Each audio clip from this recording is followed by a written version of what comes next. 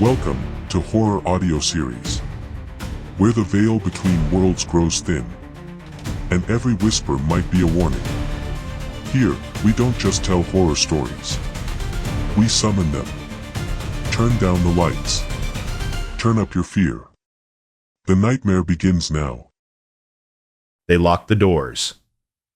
They turned off the lights. They said it was just an exam. But she knew better.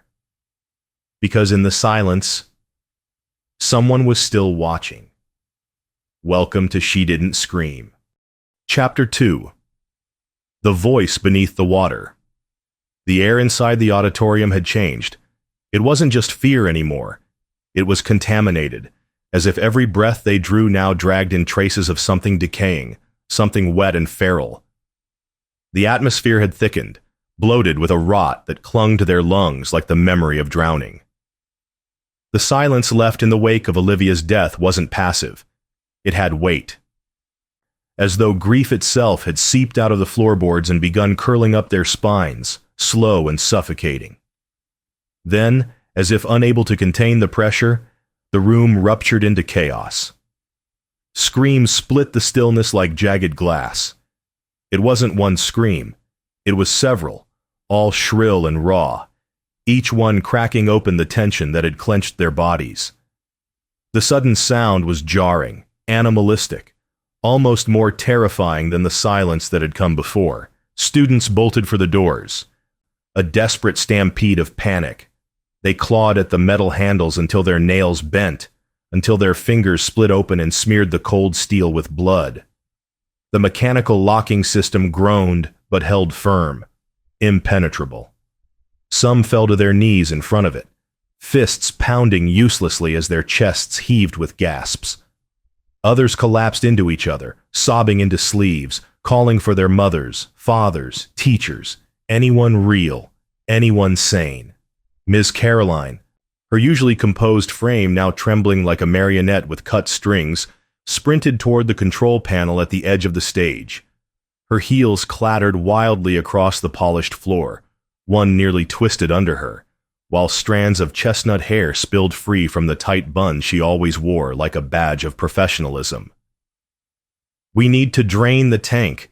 There has to be a way to reverse the feed," she cried, her voice jagged with hysteria. Her fingers flew across the board, tapping, pressing, stabbing at switches with increasing desperation. The panel was eerily silent, the digital screen black as the void. None of the buttons responded. Not the manual override, not the microphone, not the emergency alarm. She pounded her fist against the console once, twice. "She's still in there," she murmured, eyes glassy, breath trembling. "She's still in there." But everyone in the room knew. Olivia was already gone. Somewhere in that murky tank, now shrouded again by the blackened screen, her body floated, limbs loose and drifting like a puppet with its strings cut.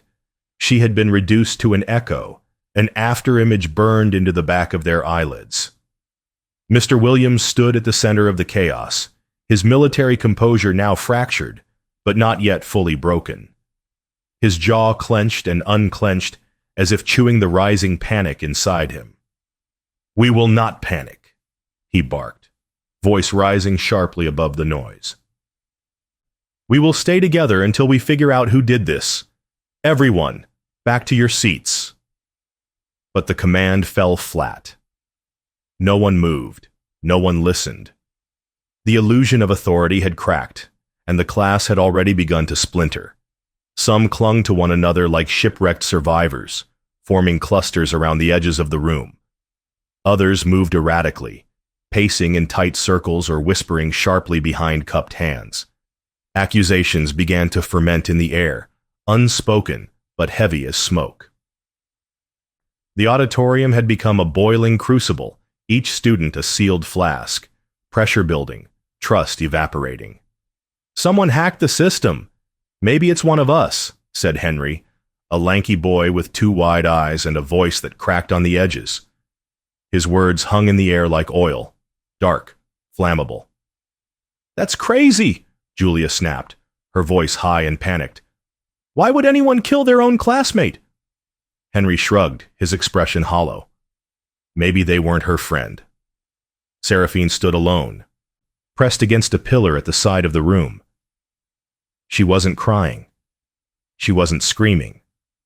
She just stood, arms wrapped around herself, the way a child might try to hold themselves together before they shatter. Her lips were pressed into a thin line, white with pressure. Her shoulders trembled, not from cold, but from something else, something deeper. Above her, the fluorescent lights buzzed, a low, broken hum that seemed to match her breath. They flickered erratically, casting shadows that jittered like insects on the walls. Each time they blinked out for a second too long, she found herself staring into the space between moments, terrified of what might be waiting there. And then, she heard it. Not through the speakers, not in the room, inside her head. A whisper. "Please." So soft it might have been a memory. But it wasn't. The voice was too real, too present. It didn't drift in like a thought. It dug in. A child's voice. Distant. Muffled. Like it was speaking from behind glass, or worse, from underwater. Seraphine's breath caught in her throat. She turned sharply, searching, eyes darting across the auditorium, but no one was near her. No one had spoken. "I'm still here." It came again, fainter this time, but unmistakable. Her stomach turned. Her vision blurred. The edges of the world around her seemed to warp, as if the room had tilted on some invisible axis. She stumbled back, hands clutching the edge of the pillar to keep from falling. Her heart thundered, not with fear, but with recognition. That voice. It didn't feel like hers, but it had used her lungs to speak. The storm outside roared. Wind howled against the auditorium windows, rattling the glass in its metal frames. Rain lashed against the panes like claws dragging across bone. Thunder cracked in the distance, deep and jagged, like something massive splitting open beneath the earth. Inside, the class had grown quiet again, but not in mourning. This was the silence of tension recoiling, tightening before the next blow. Seraphine sat now on the edge of the stage, her knees drawn to her chest. Her breaths were shallow, as if each inhale had to be earned through sheer will. Her skin felt wrong, clammy, like she was still wet from the tank Olivia had drowned in. Her fingers twitched uncontrollably, as if remembering something before her mind caught up. But worse than the chill, worse than the fear, was the echo of that voice in her head. "I'm still here." Not memory, not imagination.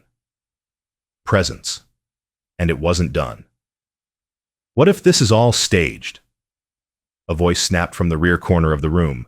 It was sharp, high-pitched, and shaky with fear. Clara. Her face was pale beneath the flickering lights, and her hands trembled where they gripped the sides of her seat. What if Olivia didn't die? What if this is just a test, some kind of psychological experiment? Her question hung in the air like smoke, reaching for comfort but finding none. "You saw her eyes," Ethan replied hoarsely. His voice cracked under the weight of disbelief. "You can't fake that. That wasn't acting." The rest of the class turned toward the sound of their exchange, their eyes darting between the two like anxious spectators at a dangerous game. From the back row, Henry stepped forward, his face pale, but his voice disturbingly steady. His gaze scanned the room with unnerving calculation, and there was something bitter in his tone, something sour. "Maybe someone here wanted her dead," he said flatly. "Maybe this test has nothing to do with intelligence or performance. Maybe it's about guilt." His words dropped like a stone into still water. "What do you mean?" Julia asked, her voice barely more than a whisper. Henry's eyes narrowed. "She was always the outsider," he said. "Always quiet, always hanging around Seraphine. Maybe that's why she got picked first. And now all heads turned toward her. Seraphine didn't move, didn't speak. Her arms stayed locked around her knees. Her eyes didn't blink. It was as if she hadn't even heard them. But she had. And she was hearing something else too. A sound. Not external, not even clearly audible. It was internal, but not her own. The same voice again, dripping from her skull like water from a leaking pipe, threading its way between thought and breath. I'm still here. She squeezed her eyes shut. It was Olivia's voice. It had to be. But it wasn't pleading anymore. It was colder, tighter, as if it had sunk deeper into the floor or further into her. And then she noticed it. Behind the teacher's desk, in the far shadowy corner of the room, something was spreading across the white tile floor. It slithered from the darkness like a living thing. Slow, deliberate, uninvited. At first glance, it looked like water, glistening and pooling outward. But this wasn't water. It was too thick, too dark. Its color wasn't crimson. It was almost black, with only the faintest hints of red curling in its center, like dying embers in ash. And it wasn't just pooling, it was forming. It moved with purpose, weaving and dragging itself into letters. Miss Caroline was the first to notice it besides Seraphine. Her breath caught in her throat as she pointed, lips parting as if to speak, but no words came. The room went still. Every heartbeat in the room seemed to pause, held hostage by what was being written across the floor in slick, oozing strokes. Guilty. The word stared back at them, bold and wet, fresh. It glistened under the dim light like something just birthed, something alive. The lights overhead flickered once, then twice, then gone. Total blackout. Not just the main lights, not just the windows, even the faint standby lights from the stage, the red glow of the emergency exit sign. Everything disappeared, as if a blanket had been pulled over the world. Darkness fell like a living beast, heavy, smothering, absolute. A girl screamed, high, animalistic, raw, with terror. A chair clattered to the floor. Another student gasped, followed by sobbing that echoed across the room in sharp bursts. Someone whispered prayers. Someone else muttered curses. Their voices layered over each other, disoriented and overlapping, a symphony of panic. Then came the worst sound of all. Laughter. Not loud, not immediate. It crept. Soft at first. Wet. Like someone chuckling with water still in their lungs. It slithered through the dark like a tongue on tile, coiling between the students, wrapping itself around their ankles, seeping under their skin. It didn't come from any one place. It came from everywhere. Seraphine didn't scream. She couldn't. Her throat was dry, her body frozen. The whisper was no longer just whispering. It was humming, pulsing, like it had sunk into her bloodstream and was vibrating behind her eyes. She could feel it. Not beside her, inside her, around her. The students began scrambling, fumbling for phones, flashlights, anything to cut through the dark. Turn on your phones. There's no signal. Where's the door? Where's the door? Their desperation was its own storm, loud, blinding, chaotic. And then, slicing through the panic, came a new sound.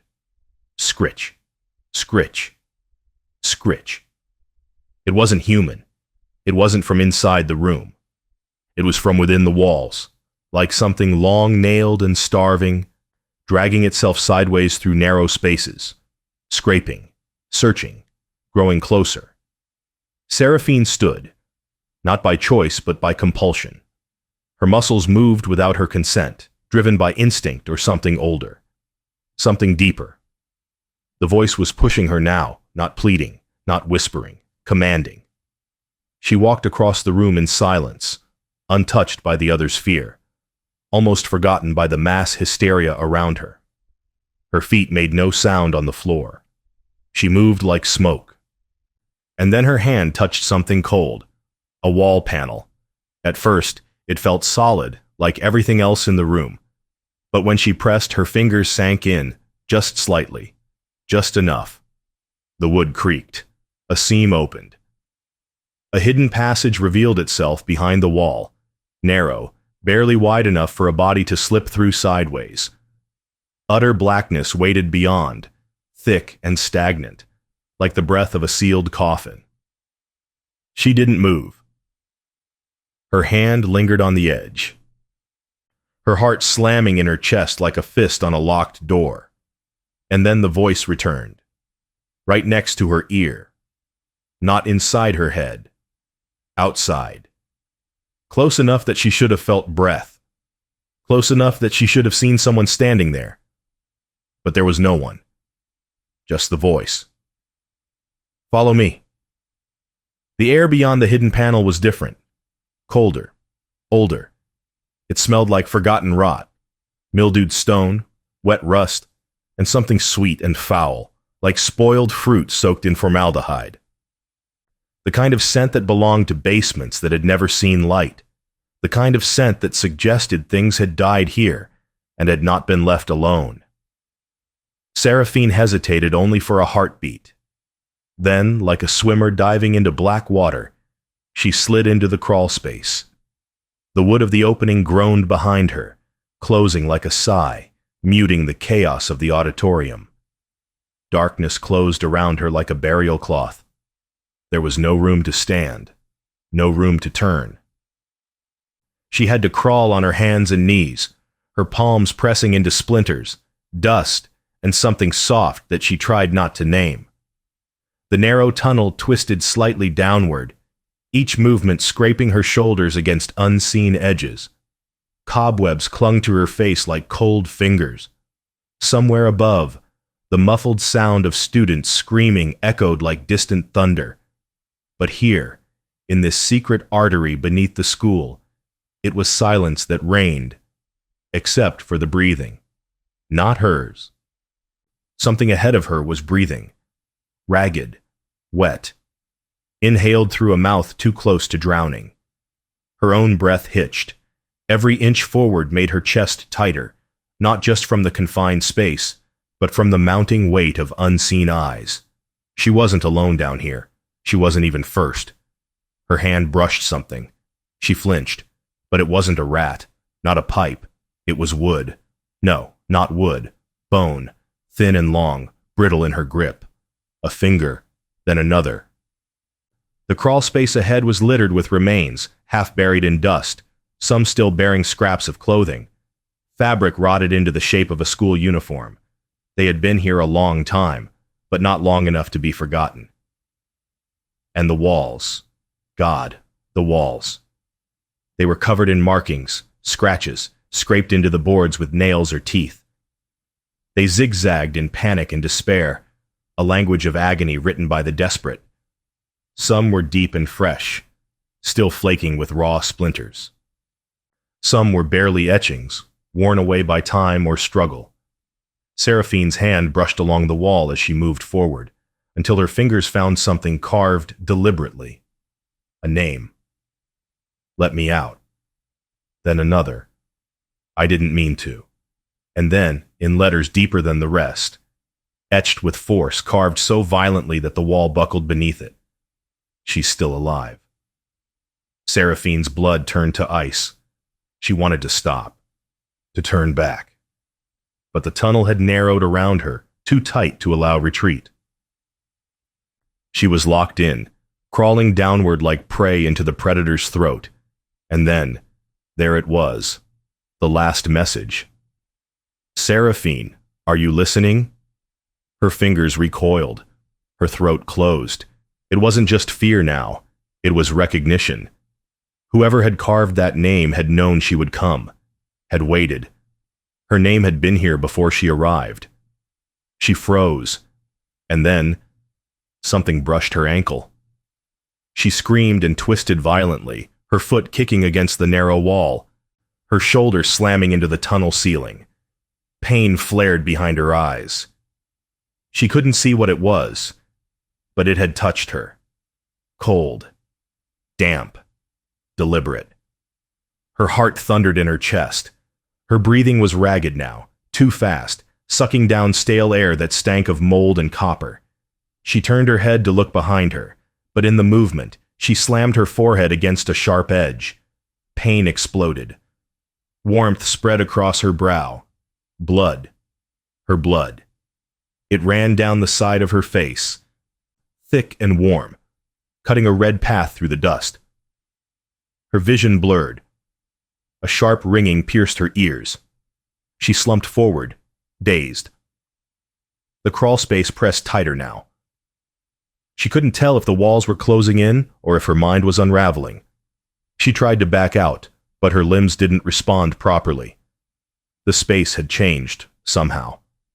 Every movement now met with more resistance, as if the tunnel itself was breathing against her, shrinking, gripping, trapping. She pushed.